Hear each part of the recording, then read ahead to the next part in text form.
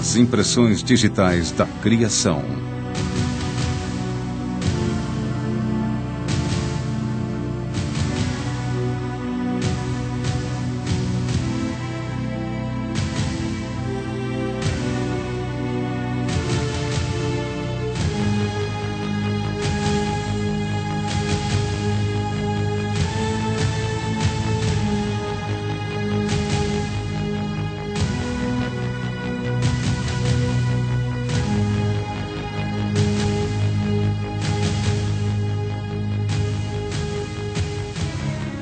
Muitas teorias tentam explicar como e quando o nosso planeta foi formado. Parque Nacional de Yosemite. Porém, até recentemente, havia pouquíssimas provas em que se apoiar. Agora, entretanto, uma nova descoberta se apresenta ao mundo como um modelo revolucionário de nossas origens, forçando muitos cientistas a considerar o impensável.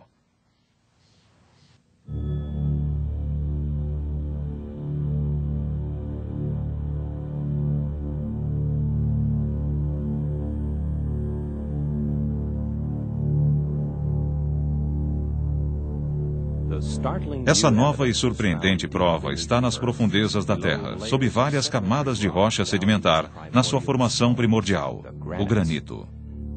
Ali, partículas de matéria radioativa formaram o que os cientistas chamam de radiohalos. Eles deixaram pistas, criando uma esfera descolorida à sua volta. Os cientistas podem identificar com precisão que tipo de material causou esses radiohalos, medindo o tamanho deles.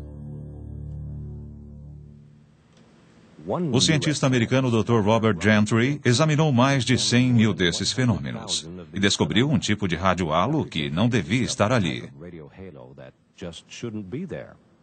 Na verdade, segundo todos os princípios básicos da teoria evolucionária, ele não pode estar ali. É impossível. Porém, depois de anos de experimentos e exames, não resta mais nenhuma dúvida. Eu identifiquei halos de polônio nos granitos da crosta terrestre da América, Canadá, Escandinávia, Europa, Rússia, Japão e Madagascar. É incrível porque esses isótopos de polônio têm uma vida muito curta.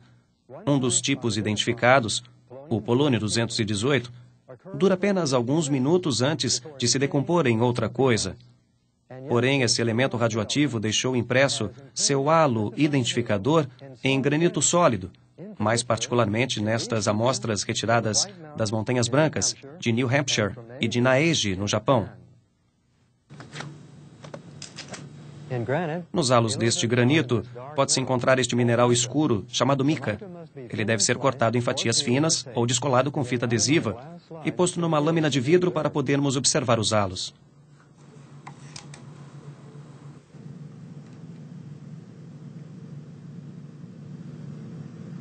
A animação ajuda a entender a origem do halo de 3 anéis do polônio 218 vistos no microscópio. As 3 mini-explosões a partir do núcleo representam 3 partículas diferentes de energia nuclear ejetadas sucessivamente de 3 isótopos diferentes de polônio presentes no núcleo. Os efeitos acumulados de milhões dessas partículas descoloriram o mineral ao redor do núcleo, produzindo 3 microscópicas esferas concêntricas coloridas. No mineral, o halo é sempre tridimensional, mas no microscópio ele parece plano. Quando fatiamos o mineral pelo centro, retiramos, na verdade, as partes superior e inferior das esferas e podemos ver o halo como uma série de 3 anéis concêntricos sob o microscópio, como demonstra a animação. Segundo todas as teorias científicas atuais, os granitos, como esta amostra do Pico Pikes, no Colorado, nasceram na forma derretida, esfriaram, cristalizaram e endureceram durante milhões de anos nas profundezas da Terra. Mas, se esse fosse o caso, a radioatividade produzida pelo polônio não teria ficado registrada. Ela teria se decomposto muito tempo antes da rocha solidificar. Os grãos de polônio que compõem estes halos foram incrustados no granito. O elemento estava lá, de alguma forma, quando a rocha foi formada. Mas o halo só poderia ter sido formado depois da rocha endurecer. E se o polônio dura só alguns segundos ou minutos, a implicação disso surpreende a todos que se dispõem a ouvir. Os halos de polônio indicam que as rochas formadoras da Terra, os granitos, foram formados quase que instantaneamente. Na verdade, são a prova de que os granitos só podem ter sido formados instantaneamente. Cientificamente, eles não podem ser explicados de nenhuma outra forma. David Gentry, filho do Dr. Robert Gentry e assistente do pai na pesquisa sobre a criação. Eu vou demonstrar o princípio dos halos de polônio. Imagine que este sal de fruta é um pedaço de polônio e este copo de água é um pedaço de granito derretido. Quando coloco o sal de fruta, ele começa a efervescer. Pense nas bolhas como sendo a radiação emitida pelo polônio incrustado no granito. A efervescência vai sumir em 30 segundos e só teremos um copo com água levemente turva. Bom, será que existe uma forma de preservar as bolhas desse jeito? Podemos tentar pôr o copo no freezer e o líquido vai se solidificar depois de um tempo. É mais ou menos isso que a teoria evolucionária sugere, que a rocha derretida vai esfriando lentamente e forma o granito. Como você já deve ter pensado, congelar este copo com sal de fruta é inútil. As bolhas vão sumir muito antes da água virar gelo. É isso que teria ocorrido com a radiação do polônio se o granito tivesse esfriado lentamente. Ela teria sumido bem antes dos halos poderem ser incrustados na rocha sólida. Se você visse uma água congelada com toda a efervescência do sal de fruta ainda intacta, como agora, saberia que algo teria feito a água congelar instantaneamente. Neste caso, nós só congelamos a imagem, fazendo uma pausa no vídeo. Portanto, se observarmos um halo tido como sendo inegavelmente produzido por um certo tipo de polônio, vamos saber que o granito em volta só pode ser formado instantaneamente. As implicações disso são incríveis. Se o Dr. Robert Gentry estiver certo, todas as suposições evolucionárias quanto à Terra ter sido formada durante milhões ou bilhões de anos estão erradas. E o relato contido no Gênesis sobre a criação do mundo toma substância. Será que o Dr. Gentry tem razão? Seria ele apenas um cientista independente fazendo o seu trabalho em total isolamento? Se os resultados obtidos fossem conhecidos, será que outros cientistas conseguiriam desacreditá-los? A verdade é que o Dr. Gentry realizou a maior parte de sua pesquisa sobre halos no Laboratório Nacional de Oak Ridge, no Tennessee. Suas descobertas foram publicadas nos maiores periódicos científicos do mundo: Science, Nature, Geophysical Research Letters, Earth and Planetary Science Letters, Physical Review Letters e Annual Reviews of Nuclear Science. Os artigos publicados desses periódicos são submetidos a uma crítica rigorosa, isto é, outros cientistas da área conferem as provas apresentadas e o método empregado para ver se não há nenhuma falha. Até agora ninguém conseguiu contradizer as descobertas do Dr. Gentry. Nenhum furo foi encontrado em sua teoria até hoje. Em dezembro de 1981, o Dr. Gentry foi chamado para testemunhar num tribunal de Arkansas, quando o Sindicato Americano de Liberdades Civis tentava evitar o ensinamento da ciência da criação nas escolas públicas do estado. Ele apresentou suas descobertas sobre os halos de polônio como prova de uma criação instantânea dos granitos. A ACLU apresentou um geólogo famoso, o Dr. Brand Dalrymple, para defender a teoria evolucionária.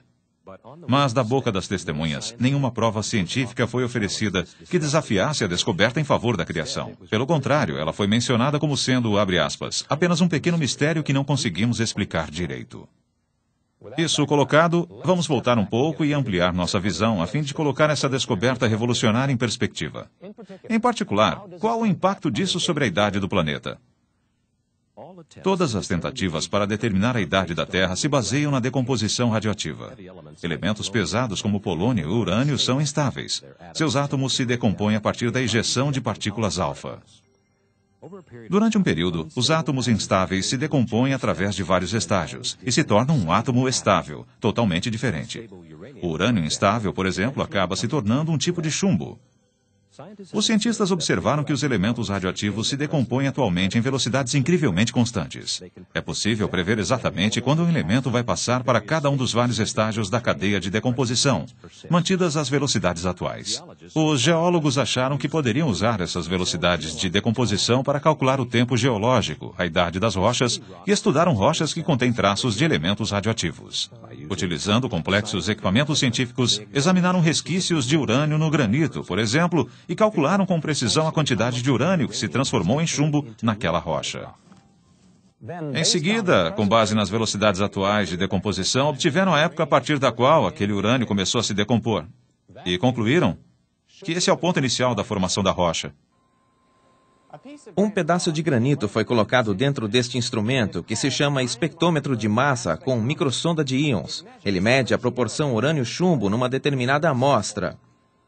Pelos cálculos dos processos de decomposição, as teorias convencionais sobre a idade da Terra nos dizem que a rocha que está na máquina tem 1 bilhão de anos. A pergunta é, essas teorias estão certas?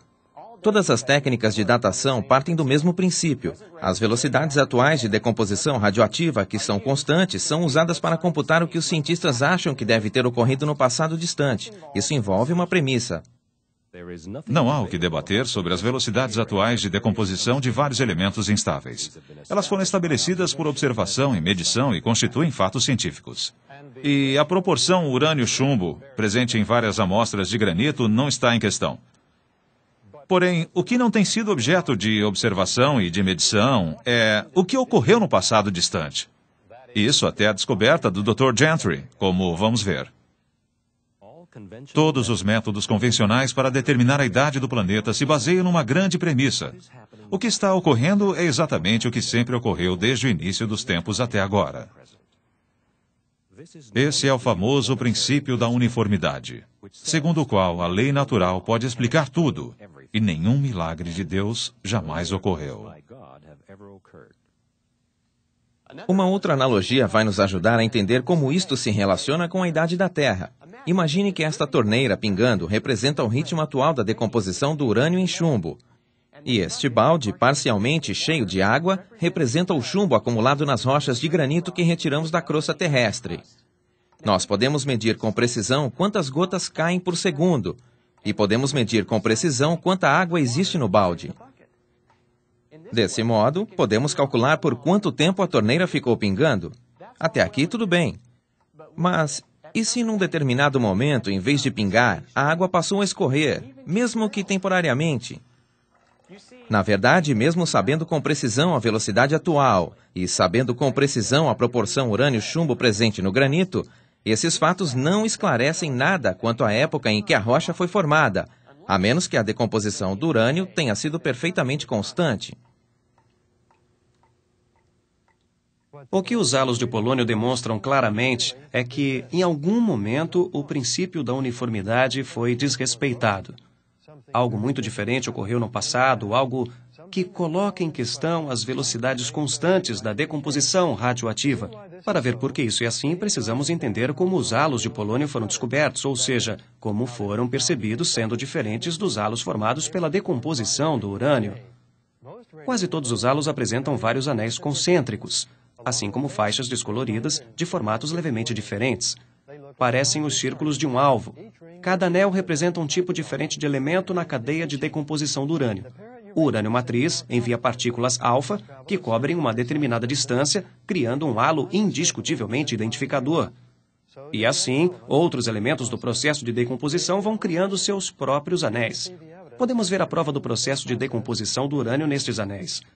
O que me surpreendeu foi descobrir que esses halos tiveram início com polônio. Não ficou provado que foram produzidos por uma matriz de urânio. Isso não deveria ocorrer. Supõe-se que o polônio exista na natureza apenas como parte da cadeia de decomposição do urânio, um dos últimos e rápidos estágios antes da transformação do urânio em chumbo. Segundo a ciência atual, o polônio simplesmente não pode existir fora desse processo de decomposição. Mas, como foi visto pelo microscópio, algo muito diferente aconteceu no passado. O polônio ocorreu sozinho. É algo inexplicável, segundo as leis científicas atuais. Eu descartei todas as possibilidades, menos o polônio primordial, o polônio criado no início dos tempos. Um dos experimentos mais importantes que descartaram o urânio e confirmaram o polônio primordial como o causador dos halos no granito foi realizado com a microsonda de íon.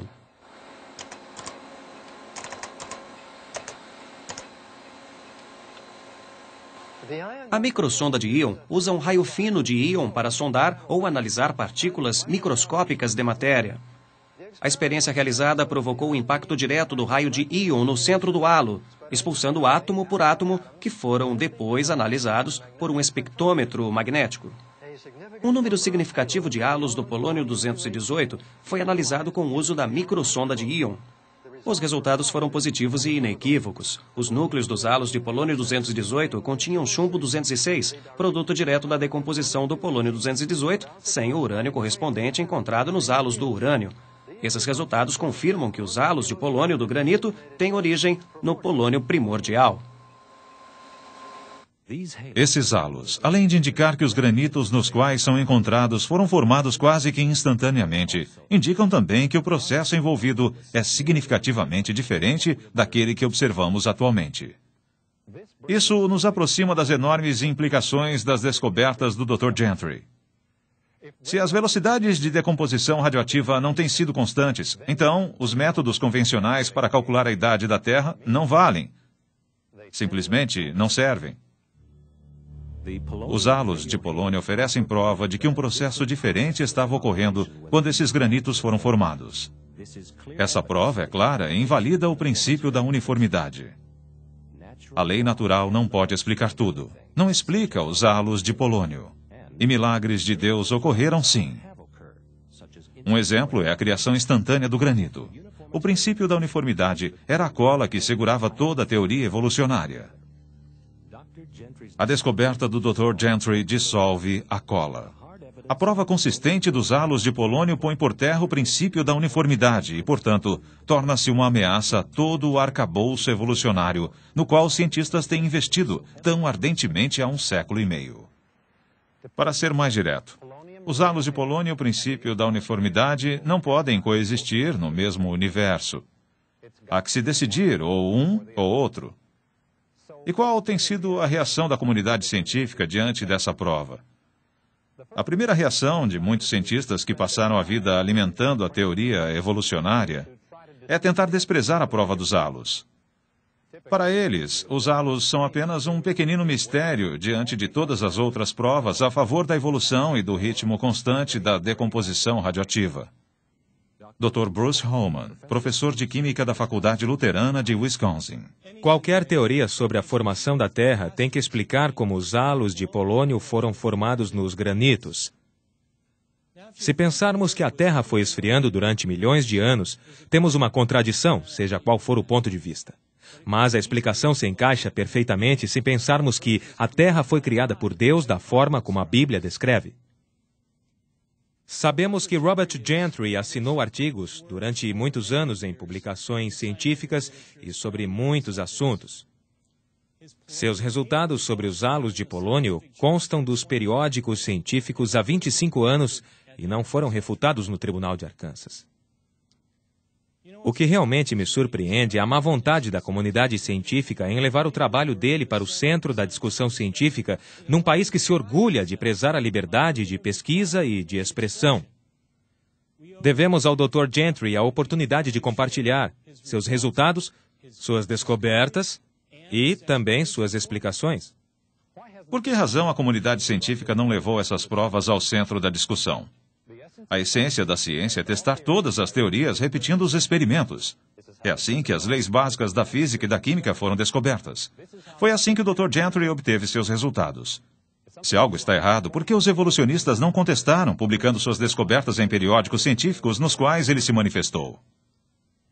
Os evolucionistas teriam enchido as páginas dos periódicos científicos contestando essa prova da criação se fosse possível.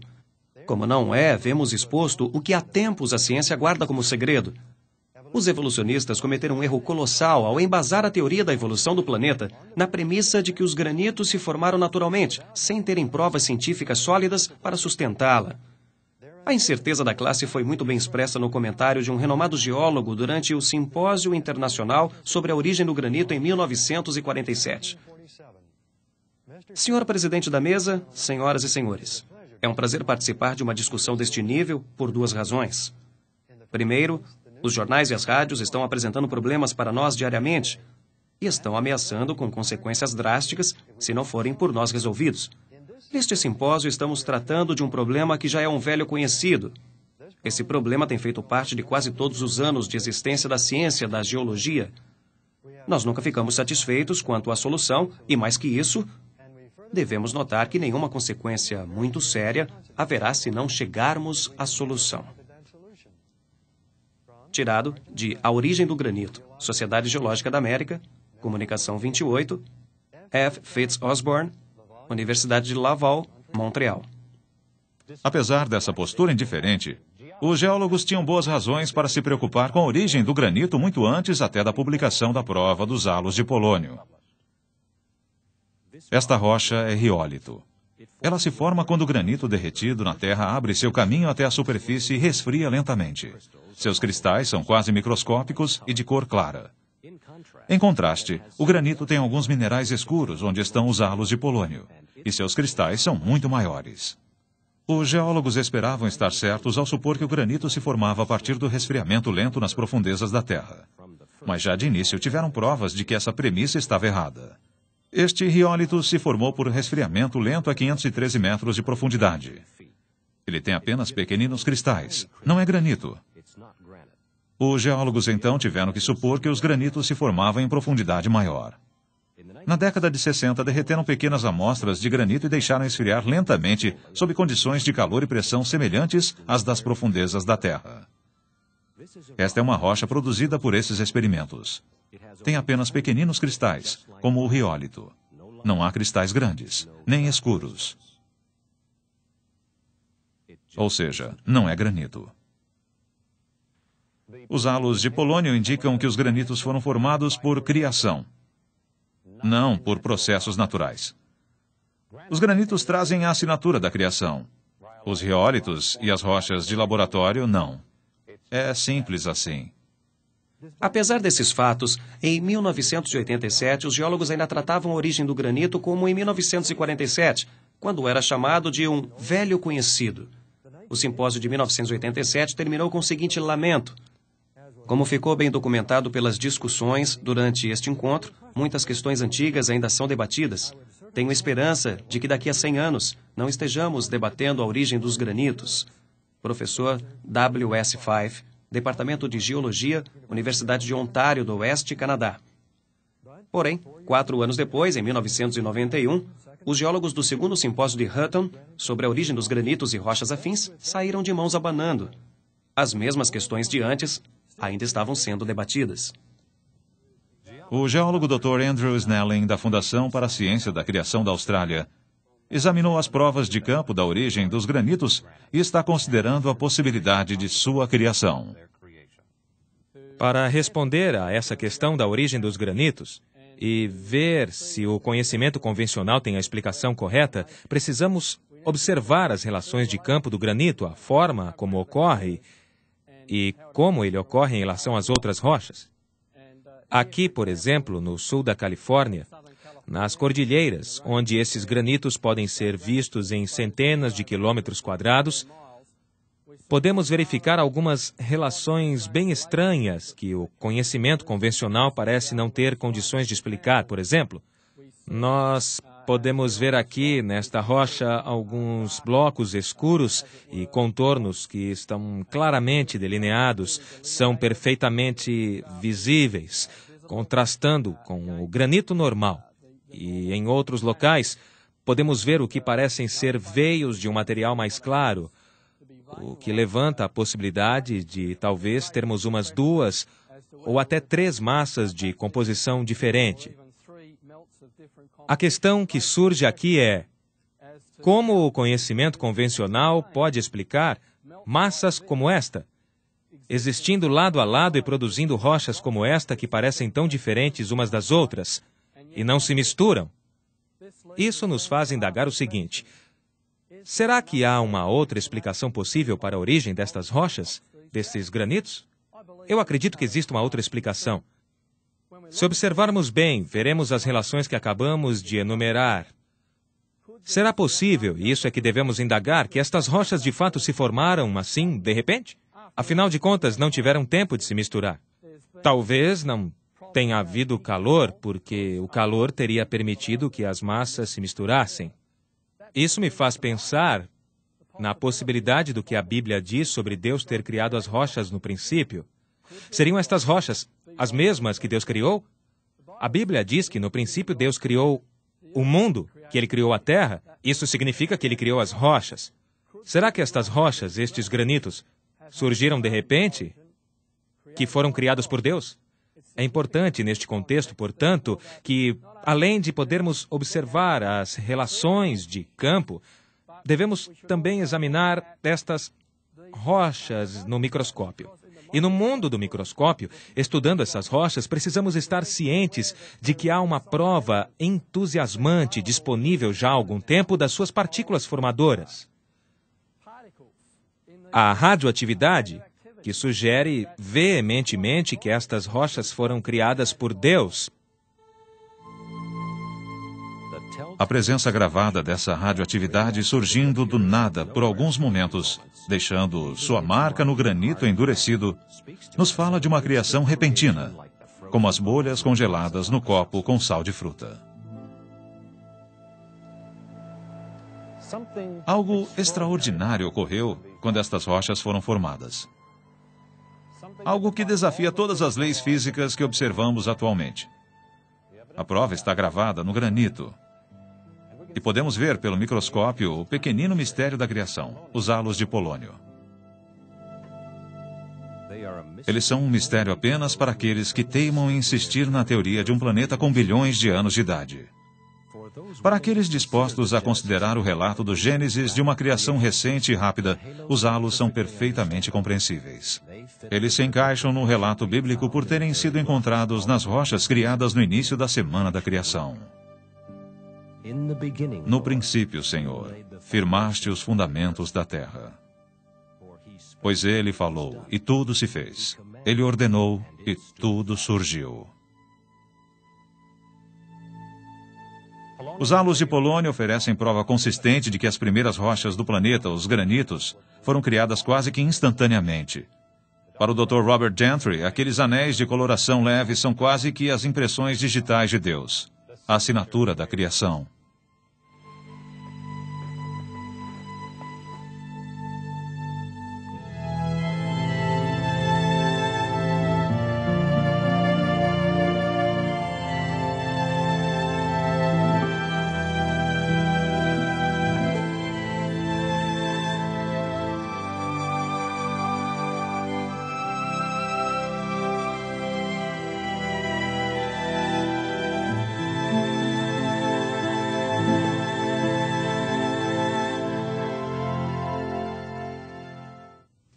To order this fascinating video, call now 1-800-467-6380. That's 1-800-467-6380. Or visit the website at www.halos.com to order by check or credit card. Again, that's www.halos.com.